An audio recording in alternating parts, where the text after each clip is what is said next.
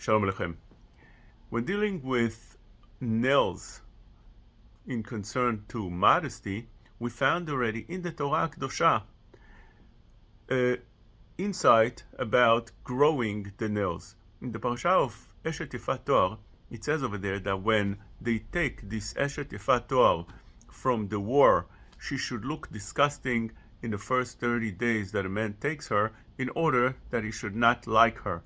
And the Torah says, "Ve'asta et tzipornea," she should make her nails. This is in Parashat Ki Tetzeh. Rashi says over there, what does it mean, "Ve'asta et tzipornea"? She should make her nails. Tegadlem kedei shetitnavel. She should grow them in order to look disgusting.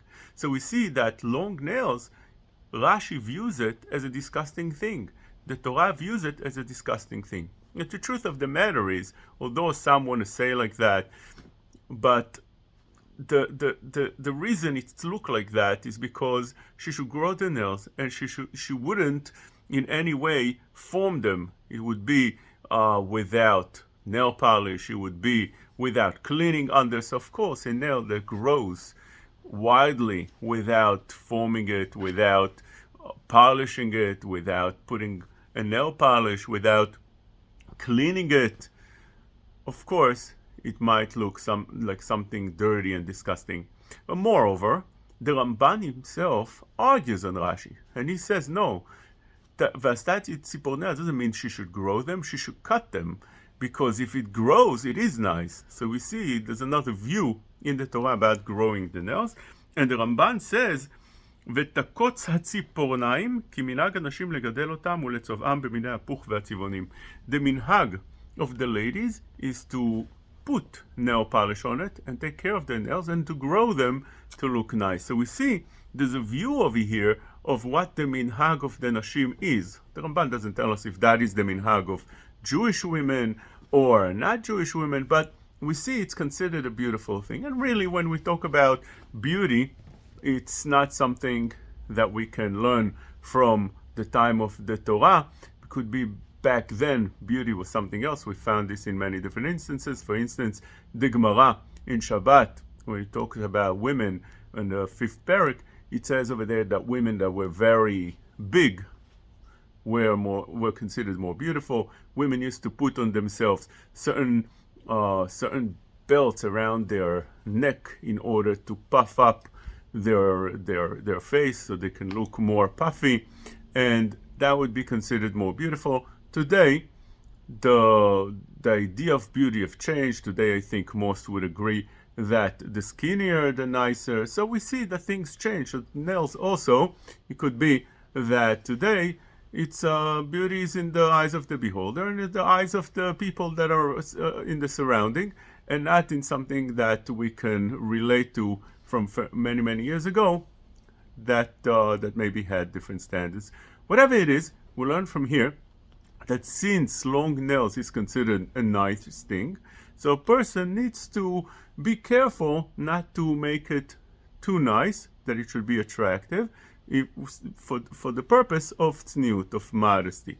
And that is something that is true also when we're dealing with nail polish. Although nail polish is permitted, a woman is allowed to put nail polish, as a Palk brings down in his Sefer Oz Vehadar Levusha. He says the following: אישה או נערה מתגוררת במקום בו נוהגים למרוח לקה על הציפורניים רשאית לנהוג כך. A woman that lives in a place where the custom is to put a nail polish, it is permitted to put the nail polish. So we see nail polish is not a forbidden thing. It's not a bad thing. He says that it is permitted. But, although it's permitted, he says, אך עליה להיזהר שלא תשתמש בצבע גס ולא מכובד. She should not use something that's gas means attractive. It brings too much attention, and it's lo mechubad, it's not respectful, which means today they use all kind of things on their nails, all kind of shiny things, all kind of colors.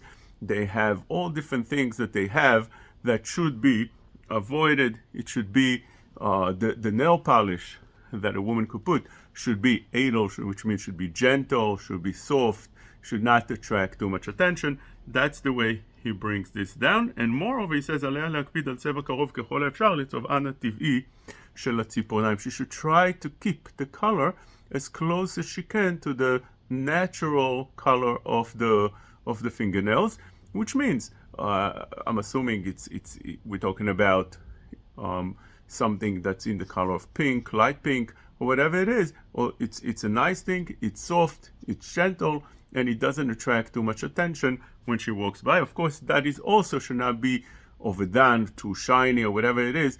It's something that anybody that would look will get the idea that she's trying to attract something. Now over here, we need to realize something that's important, and that is that when we're dealing with modesty, there's two different topics. One is the body of a woman, and second is the way she dresses. Which means, when we talk about the body of a woman, there's a din of tefach b'isha erva. A woman that would show a part of a body that's supposed to be covered, that's automatically attractive. And therefore, this is not allowed whether she does it in a way that attracts attention or not. Body of a woman should be always covered at the places that should be covered, that normally are covered, with exception of the face and the hands.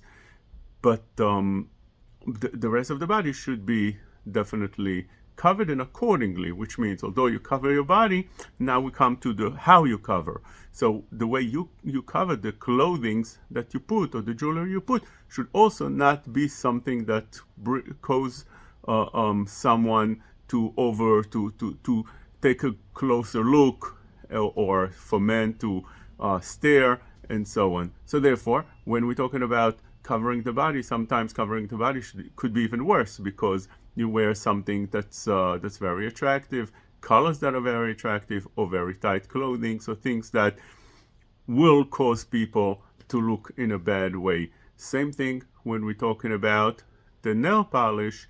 Although it's something that could be shown, the fingers are things that are exposed and could be showing, but they also should be done in a way that keep the modesty, keep the gentle look of a woman the way she should look. Same thing with jewelry, same thing with shoes, same thing with everything else. Of course, a woman should wear and look pretty, but soft pretty, not something that is noisy, is loud, and attracts the wrong attention.